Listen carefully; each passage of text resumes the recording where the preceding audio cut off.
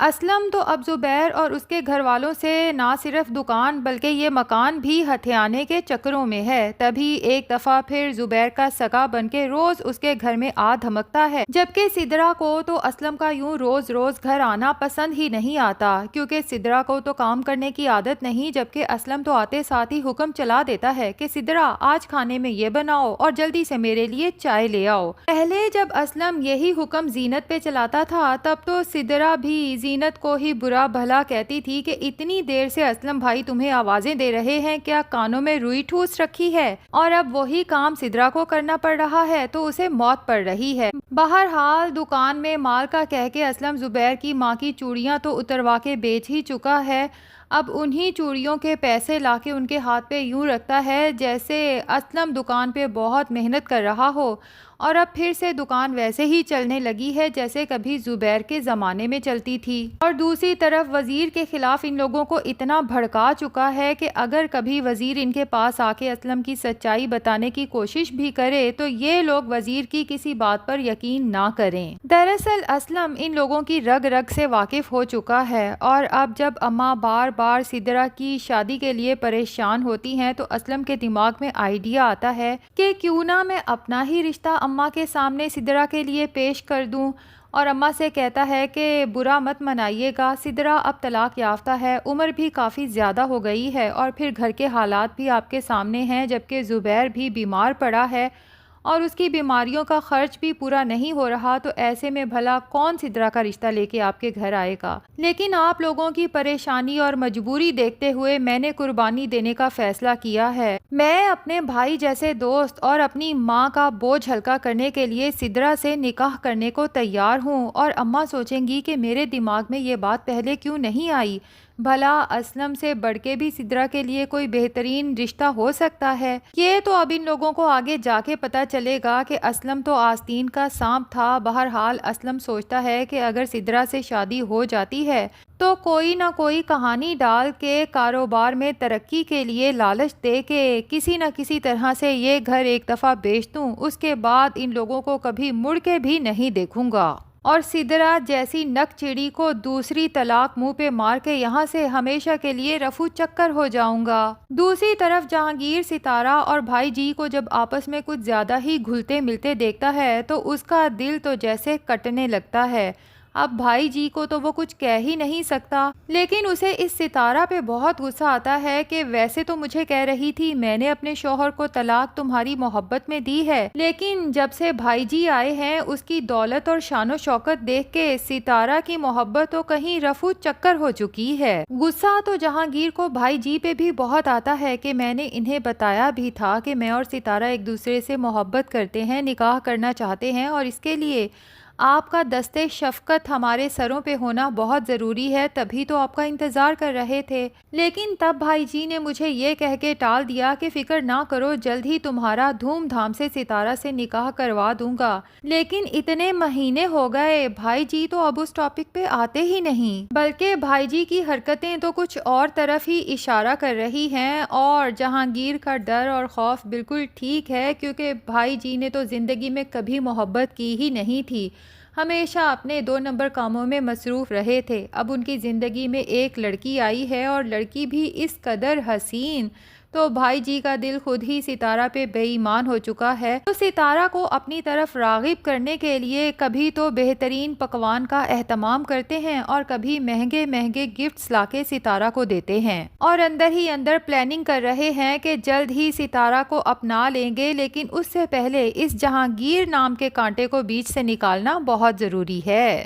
اب ایک طرف بھائی جی ہیں جو جہانگیر سے چھٹکارا چاہتے ہیں، تو دوسری طرف جہانگیر ہے جو خود بھائی جی سے چھٹکارا چاہتا ہے، اور اس دن پہ پچھتا رہا ہے جب چھپنے کے لیے بھائی جی سے مدد مانگی اور ستارہ کو لے کے ان کے ڈیرے پہ آیا۔ جہانگیر تو پہلے ہی ستارہ سے بات کرنے کے لیے موقع کی تلاش میں ہے کہ ستارہ خود ہی جہانگیر کے پاس آتی ہے اور اسے کہتی ہے کہ اتنے مہینے ہو گئے تم نے اس بیگ کو دبا کے رکھا ہوا ہے، فائدہ کیا اس زیور اور پیسے کا جب وہ ہمارے کسی کام ہی نہیں آ رہا۔ ایک بات کان کھول کے سن لو جہانگیر، کہ اس بیگ میں جو کچھ ہے وہ ہمارا آدھا آدھا ہے، تو اس لیے میرا حصہ تو میرے حوالے کرو، کم سے کم میں اس جیولری کو پہنوں تو صحیح۔ جہانگیر کو تو سخت غصہ آتا ہے کہ ستارہ نے اگر اس بیگ کا ذکر بھائی جی کے سامنے کر دیا یا کسی اور نے ہم دونوں کی باتیں سن لی تو ہر چیز سے ہاتھ دھونا پڑے گا۔ تبھی ستارہ کو سمجھاتا ہے کہ بیگ کے بارے میں یہاں کسی سے ذکر مت کرنا، جیسے ہی ہم یہاں سے نکلیں گے بے فکر ہو جاؤ، ہم دونوں آدھا آدھا بانٹ لیں گے۔ اور پھر اسے بھائی جی کی طرف سے محتاط کرتا ہے کہ وہ اچھے انسان نہیں ہیں، ان سے زیادہ فرینک ہونے کی ضرورت نہیں، ورنہ کل کو تمہیں بہت پچھتانا پڑے گا۔ جبکہ ستارہ کہتی ہے کہ بجائے مجھے سمجھانے کے تم سمجھو اور بھائی جی کے ساتھ رہا کرو۔ جتنی ان کی سورسز ہیں نا، مجھے پورا یقین ہے کہ آگے چل کے وہ ہمارے بہت کام آنے والے ہیں۔ جہانگیر کہتا ہے کہ جب میں تمہیں بھائی جی سے زیادہ فرینک ہونے سے منع کر رہا ہوں تو آخر تمہیں میری بات سمجھ کیوں نہیں آ رہی؟ تو ستارہ جہانگیر سے کہتی ہے کہ مجھے لگتا ہے بھائی جی جس طرح سے مجھے اہمیت دیتے ہیں، یقیناً تم جلن اور حسد کا شکار ہو رہے ہو۔ جہانگیر کو سمجھ آ جاتی ہے کہ ستارہ سیدھے طریقے سے ماننے والی تو ہے نہیں، تبھی اسے بلیک میلنگ پر اتر آتا ہے اور کہتا ہے کہ بات سنو ستارہ، بھائی جی شاید تمہیں بہت معصوم لڑکی سمجھتے ہیں، لیکن جس دن انہیں اس معصوم چہرے کے پیچھے چھپا اصل چہرہ نظر آیا تو وہ تمہیں پولیس کے حوالے کرنے میں ذرا دیر نہیں لگائیں گے، کیونکہ ابھی تک تو انہیں صرف اتنا ہی پتا ہے کہ تم میرے ساتھ اپنے گھر سے بھاگی ہو، یہ نہیں پتا کہ تم چور بھی ہو اور قاتلہ بھی۔ ستارہ جہانگیر کی یہ بات سن کے اچھی خاصی خوف زدہ ہو جاتی ہے، لیکن وہ بھی ستارہ ہے، اس طرح خوف زدہ ہو کے چپ بیٹھنے والوں میں سے تو نہیں ہے، تو الٹا جہانگیر کو ہی بلیک میل کرے گی کہ مجھے لگتا ہے کہ مجھے بھی اب بھائی جی کو اس بیگ کا سارا قصہ سنانا پڑے گا، ذرا انہیں بھی تو پتا چلے کہ تم نے ان سے مدد لی اور اتنا بڑا راز ان سے چھپا کے رکھا۔ اب جہانگیر کو یہی لگے گا کہ ستارہ کا حصہ اس کے منہ پہ مار کے مجھے جلد سے جلد یہاں سے فرار ہو جانا چاہیے، کہیں یہ نہ ہو کہ بھائی جی مجھ سے سارا ہی مال ہڑپ لیں، لیکن جس وقت وہ بیگ کھولا جائے گا تو اندر سے ظاہر ہے کہ خالی ملے گا، جس کے بعد ستارہ اور جہانگیر ایک دوسرے پہ ہی شک کریں گے۔ ستارہ کو یہی لگے گا کہ جہانگیر نے سارا مال کہیں چھپا دیا ہے، جبکہ جہانگیر کو لگے گا کہ مجھ سے چوری ستارہ اس بیگ سے سب کچھ نکال چکی ہے۔ دوسری طرف زینت کی بڑھتی ہوئی مقبولیت کی وجہ سے اسے ایک بہت بڑا کھانے کا کانٹریکٹ ملتا ہے۔ زینت جب کانٹریکٹ سائن کرنے میٹنگ کے لیے جاتی ہے تو بہت ہی کانفیڈنس سے بات کرتی ہے اور مینیجر سے کہتی ہے کہ میں آپ کو اس بات کی گارنٹی دیتی ہوں کہ ہم اپنی فوڈ کوالٹی پہ کسی قسم کا کمپرومائز نہیں کرتے، نہ ہی مثالوں کے لیے نہ ہی آئل کے لیے، کیونکہ ہمارے لیے لوگوں کی صحت سب سے ٹاپ پریورٹی پہ آتی ہے۔ جس کے بعد سامنے بیٹھا مینیجر زینت سے بہت متاثر ہوتا ہے